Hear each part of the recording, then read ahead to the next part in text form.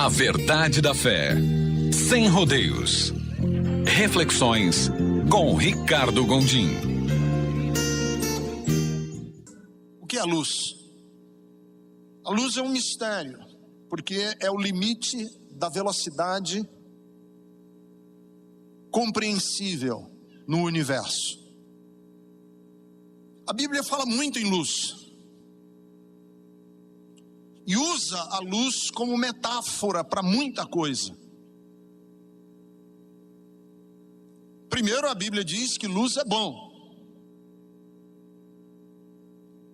Quando Deus criou a luz, Gênesis capítulo 1, o texto diz que a luz é boa.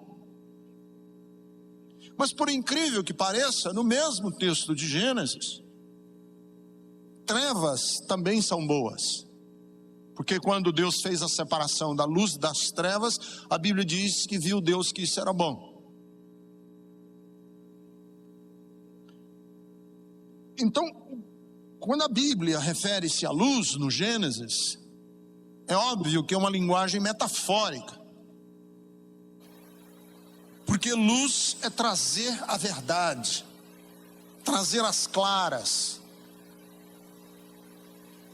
João capítulo 3. Quem pratica o mal odeia a luz. Então, quando a Bíblia fala de luz e trevas, a Bíblia está falando de conflito. Por quê? Porque luz e trevas não apenas são dois lados de uma mesma realidade, mas são forças antagônicas. Então, batendo de frente, luz e trevas brigam, lutam, são antagônicas, guerreiam. Então, quando Jesus, capítulo 22, já próximo de ser traído e de ser levado à cruz, ele disse: todos os dias eu estive com vocês no templo e vocês não levantaram a mão contra mim. Mas esta é a hora de vocês, quando as trevas reinam. As trevas reinam. Então, dito isso sobre a luz, essa metáfora que tem a luz, lâmpada para os meus pés é a tua palavra, luz para o meu caminho. Nós chegamos ao texto de João, em que Jesus afirma sem medo que ele é a luz do mundo. Jesus disse: eu sou a luz do mundo. Olha que afirmação. Entenda no sentido metafórico. Você tem que entender no sentido simbólico, que eu acabei de explicar sobre luz. Não pensem concretamente. Quando Jesus disse eu sou a luz do mundo, não imaginem uma cena concreta. Ela tem um sentido poético, simbólico. E é interessante que quando Jesus disse eu sou a luz do mundo, os judeus não reclamaram dele ter dito isso, do conteúdo. O que eles reclamaram é que ele estava se auto-elevando. Eles acharam que Jesus estava se autopromovendo. Essa é a indignação dele. Os judeus não ficaram dizendo: não, eu discordo, você é trevas. Os judeus não questionaram que Jesus era a luz do mundo. O que eles questionaram é dele estar falando de si próprio. Como é que você fala de você mesmo? E aí Jesus diz que ele sim está falando de si mesmo. Em outras palavras, eu estou sim falando de mim mesmo. Mas com que autoridade eu falo de mim mesmo? Com que autoridade eu falo de mim mesmo? Como é que você reivindica para si o título de ser luz? Como alguém pode reivindicar para si ser luz? Com que direito eu e você podemos dizer eu sou luz?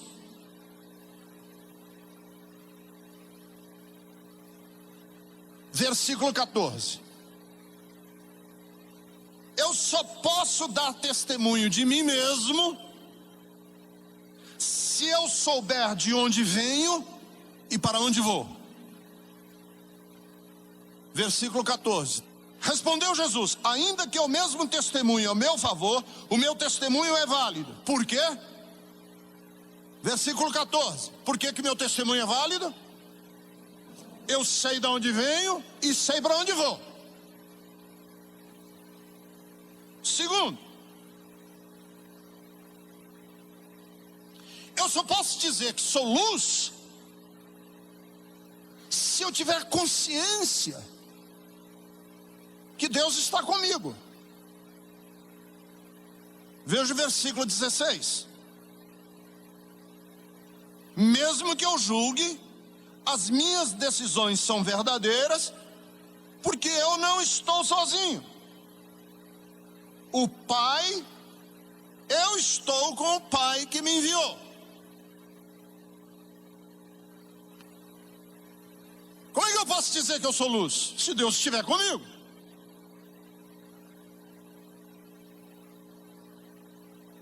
Eu me lembro que na Segunda Guerra Mundial, Winston Churchill foi a um culto numa igreja na Inglaterra e o pastor estava orando. E a oração do pastor era: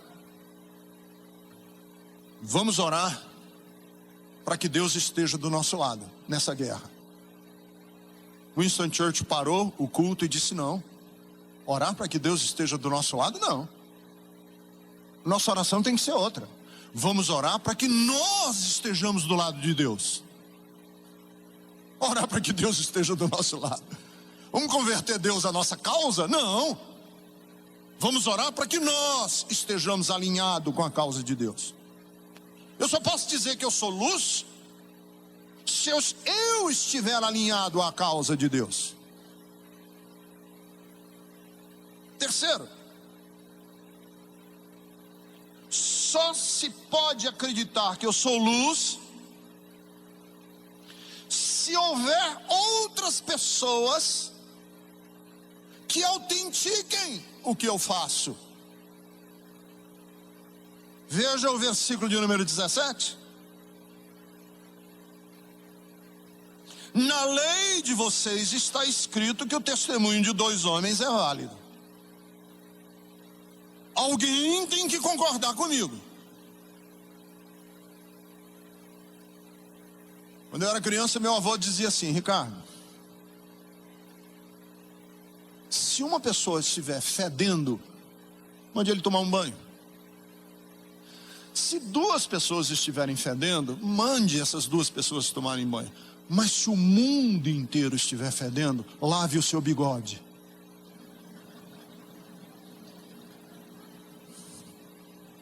Concordam comigo? Se o mundo inteiro fede, o problema é você.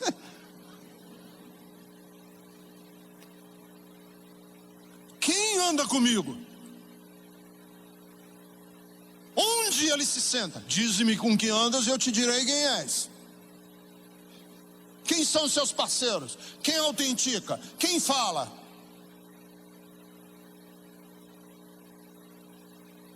Só posso dizer que eu sou luz se eu conhecer qual é o grande projeto de Deus para com a humanidade. Veja o versículo de número 19. Então lhe perguntaram: onde está seu pai? Jesus disse: vocês não conhecem nem a mim, nem o meu pai. Se me conhecessem, também conheceriam o meu pai. Vocês perderam de vista Deus e o projeto de Deus.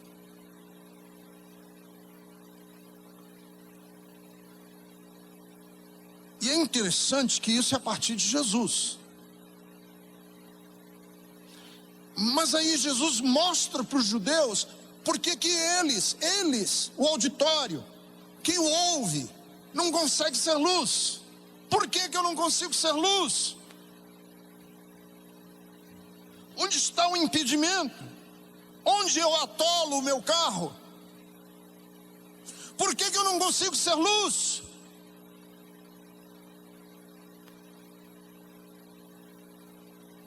Primeiro, é impossível ser luz se você permanecer no mal. Lógico, porque luz é significado de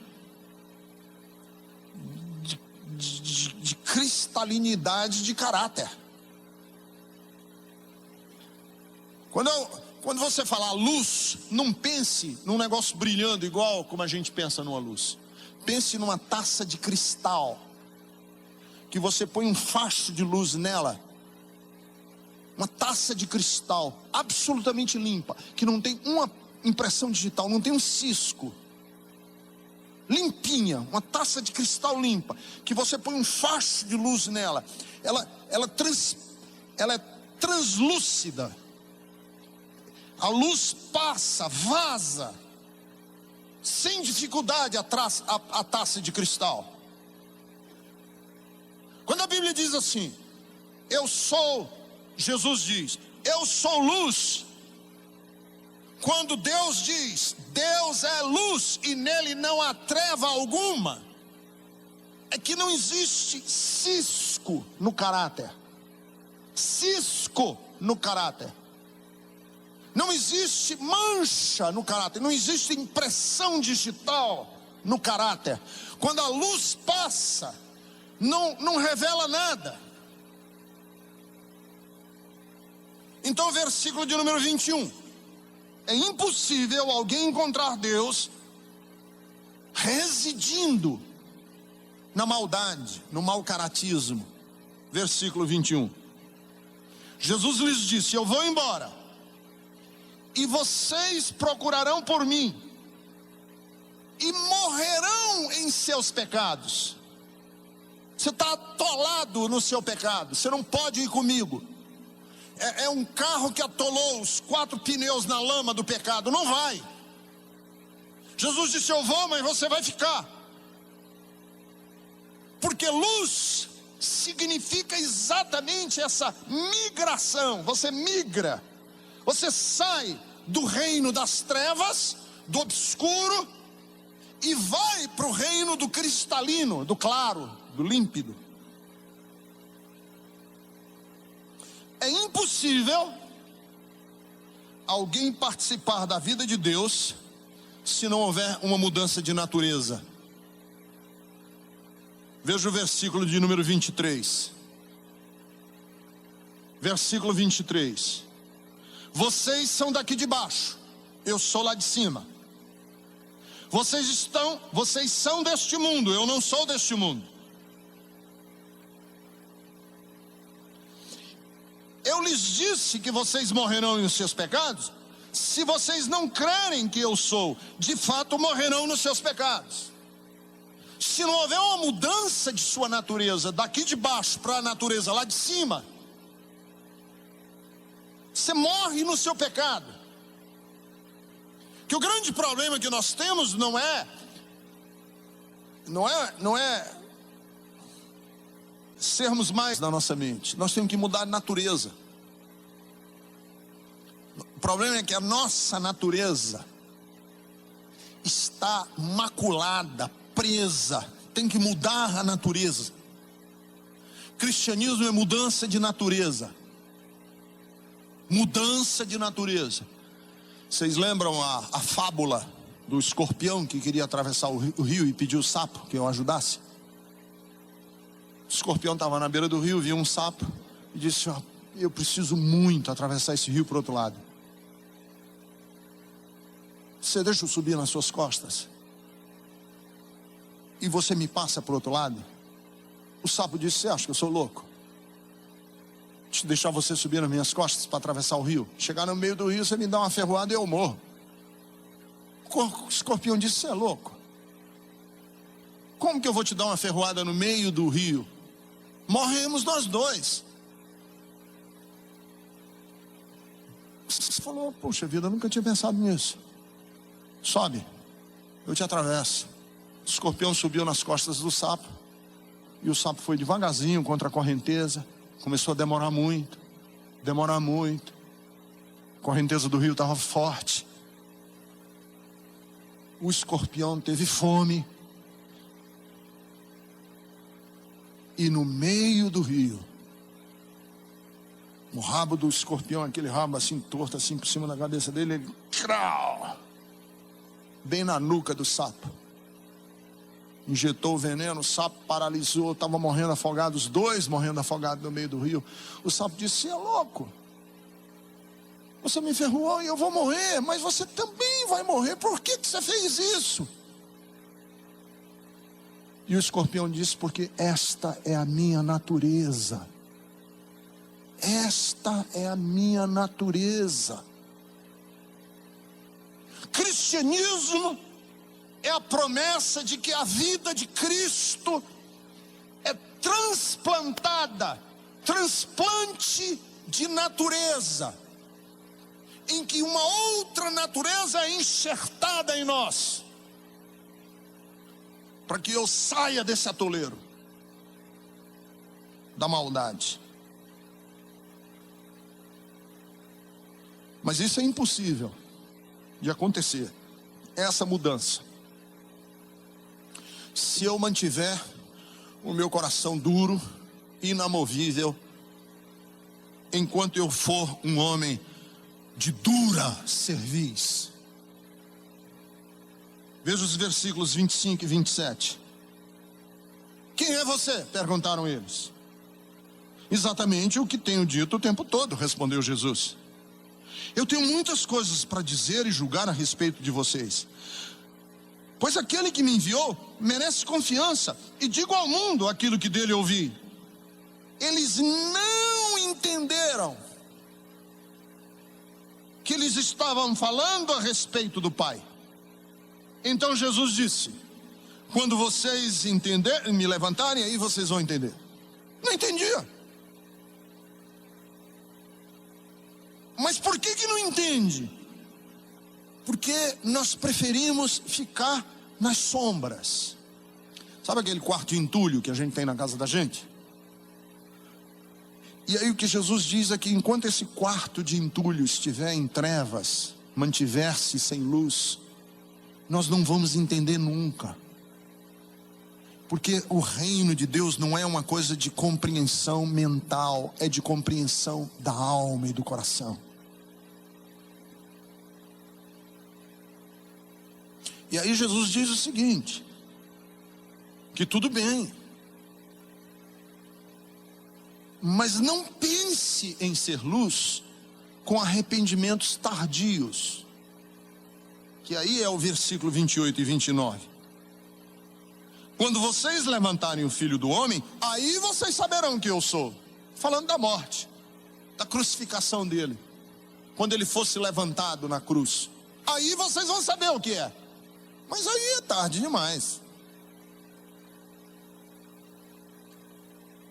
Porque para ser luz, de acordo com o versículo de número 14, você tem que saber de onde vem e para onde vai. Eu sei que sou luz porque eu sei de onde venho e sei para onde eu vou. Eu sei de onde venho. Eu sei da minha vida pregressa. Eu sei de onde, eu sei o meu caminho. E sei onde quero ir. Eu sei para onde estou querendo ir. Tem muita gente que não sabe para onde vai. Onde você que vai? O que você quer fazer da sua vida? Sei lá, eu estou aí. Não sou eu que me navega. Quem me navega é o mar. A minha filosofia é, deixa estar. Um cara que não sabe para onde vai, parece a biruta do aeroporto. Cata vento na porta no telhado da casa. Fica ao sabor do vento, não sabe para onde vai, não sabe. É como a onda do mar, que o vento joga de um lado para o outro, ele não sabe o que quer, ele não sabe onde vai chegar. E quem não sabe onde vai chegar, está boiando na vida, está boiando na vida, não tem firmeza de caráter, não tem firmeza de princípios, é venal, não tem propósito, não tem projeto, não tem nada, vive ao sabor do vento. Quem é você? Eu sei de onde venho e sei para onde vou. Mas para saber de onde venho e para onde vou, eu preciso saber quem eu sou. É a máxima socrática: conhece-te a ti mesmo. Que parece ser uma pergunta meio boba: quem sou eu? Mas é uma pergunta no máximo de gravidade. Quem sou eu? Eu li recentemente um livro de um autor italiano que eu gostei muito, Luigi Pirandello. Ele escreveu um livro muito interessante sobre um homem que um dia ele está tomando café da manhã com a mulher dele, e a mulher dele disse assim: interessante, seu nariz é torto. E ele diz: é? Ela disse: é um pouco torto. Eu não me lembro para que lado, mas é um pouco torto. Aí ele vai no espelho e ele olha para o nariz dele e ele diz: mas não é que eu nunca tinha notado, e é mesmo um pouco torto pro lado. E aí, diante do espelho, ele começa a fazer um monte de confabulações sobre a vida. Por exemplo, eu nunca me vi de verdade. Você já prestou atenção que ninguém se viu? Você nunca se viu? Você nunca se enxergou? Você diz assim: não, quando eu olho no espelho eu me vejo. Não, você não se vê. Você vê a sua projeção invertida no espelho. Você se vê invertido. É você ao contrário. Mas eu me vejo numa fotografia. Não, você não se vê na fotografia. Você vê uma projeção bidimensional de você mesmo, porque a fotografia não tem profundidade tridimensional. Você vê num papel você. Só teria um jeito da gente se ver, sabe qual é? Arrancar os dois olhos, botar eles assim. Mas mesmo assim você não se vê, porque estaria com dois buracos aqui. Não tem jeito, você não se vê, você não... Em outras palavras, ele começa a olhar no espelho e ele diz: eu sou um estranho. Eu sou um estranho para mim mesmo. E aí tem a música que o Milton Nascimento canta: sou caçador de mim. Sou mesmo. Essa coisa de me achar. Quem sou eu? Eu acho que o Evangelho é um convite a essa procura. Por que é um convite a essa procura? Porque o Evangelho não me culpa, o Evangelho não me julga, o Evangelho não me escracha. Quando eu me procuro, eu não preciso ficar dissimulando, vestindo máscara. Eu posso fazer essa viagem de me conhecer, de saber quem eu sou, porque eu nunca serei rejeitado por Deus nas descobertas sombrias dos quartos que eu tenho, sem luz da minha alma, no quarto do despejo que eu escondi um dia. Eu posso abrir, porque eu não serei rejeitado. Para ser luz, é preciso conhecer a integridade das nossas ações. Não só quem eu sou, mas o que eu faço. Veja que nos versículos 15 e 16, Jesus diz que quem prova que Jesus é a luz são as suas ações, seus atos. O que eu faço? O que eu faço? Versículo 15 e 16. Vocês julgam por padrões humanos, eu não julgo ninguém. Mesmo que eu julgue, as minhas decisões são verdadeiras. O que eu faço testifica a meu respeito. Não só o que eu digo, não só o que eu vejo a meu respeito, mas o que eu faço fala sobre mim. Todos nós estamos passando pela vida. Todos nós estamos de passagem. Estamos de passagem. Todos nós somos mortais, vamos morrer. mais cedo ou mais tarde você vai ter que dizer adeus para os seus entes queridos todos, ou os seus entes queridos vão dizer adeus para você. Nós estamos aqui de passagem. Qual é o rastro que nós deixamos aqui na terra? Estrada da nossa história deixa pó. Qual é o pó que você deixa na estrada da sua vida, da sua história? O que você vai deixar para trás? Quais são as minhas ações?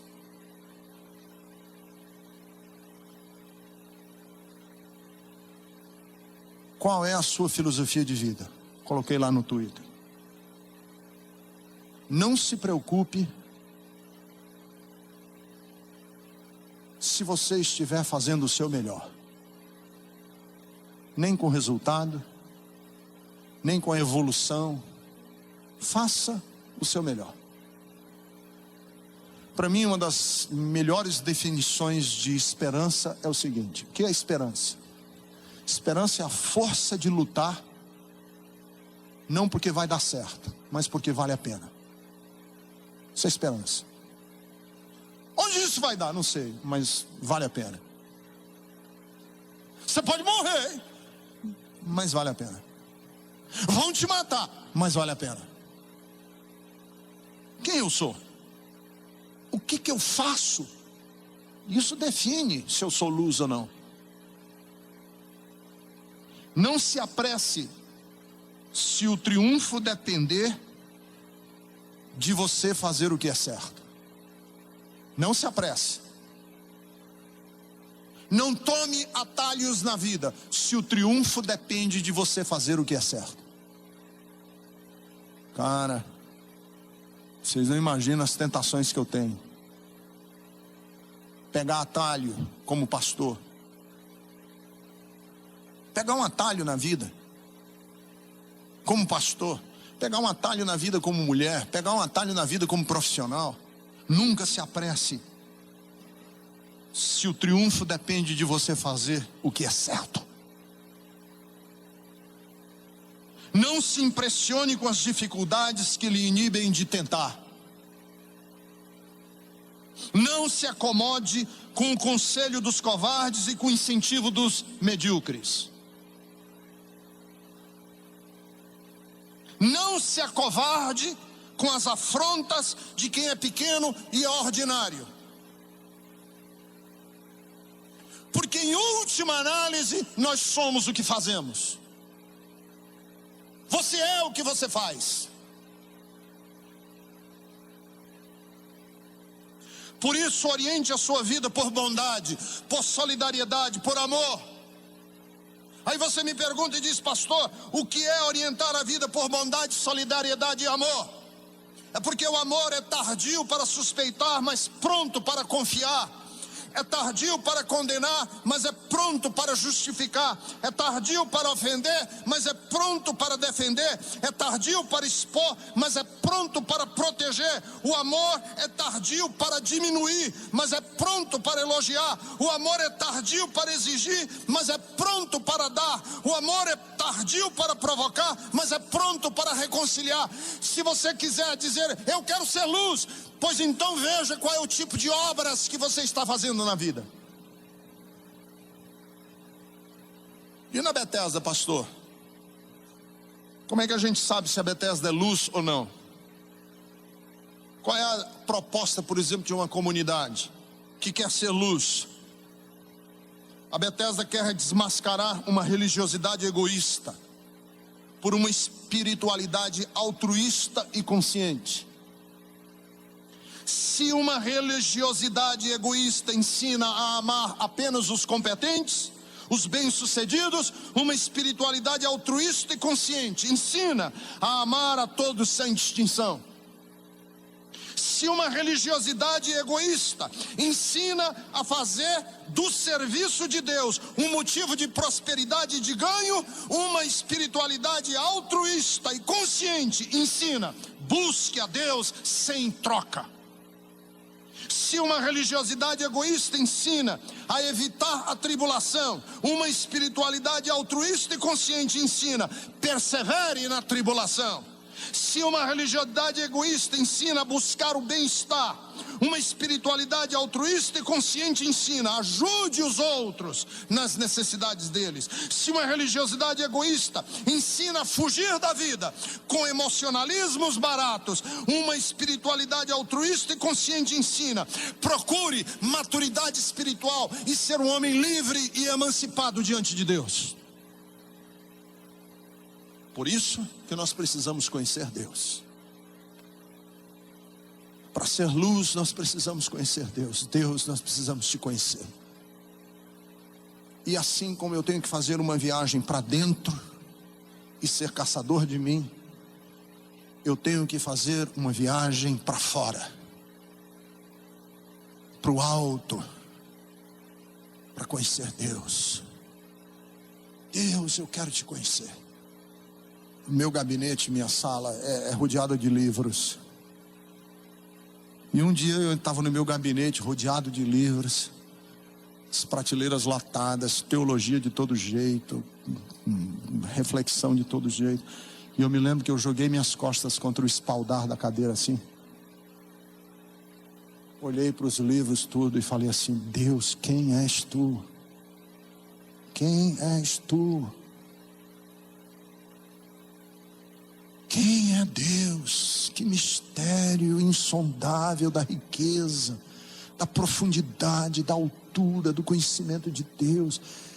Senhor, eu me sinto como aquele menino que tem água no tornozelo, não entendo nada a teu respeito, ainda tenho uma viagem no conhecimento de Deus que eu vou gastar a eternidade inteira, e lá na frente da eternidade eu ainda vou jogar-me aos pés do Senhor e vou fazer a mesma pergunta que fiz dentro do meu gabinete: Senhor, quem és tu? A minha mente não consegue. E é uma aventura, é um conhecimento inesgotável, é uma viagem que nós vamos gastar a eternidade inteira e nós não vamos exaurir, porque Deus é inexaurível. Para ser luz é preciso entrar nessa aventura de não se conhecer, de não apenas ver o que eu estou fazendo, mas de querer conhecer a altura do conhecimento de Deus, a profundidade do conhecimento de Deus, a largura do conhecimento de Deus e o comprimento do conhecimento de Deus, que é inesgotável.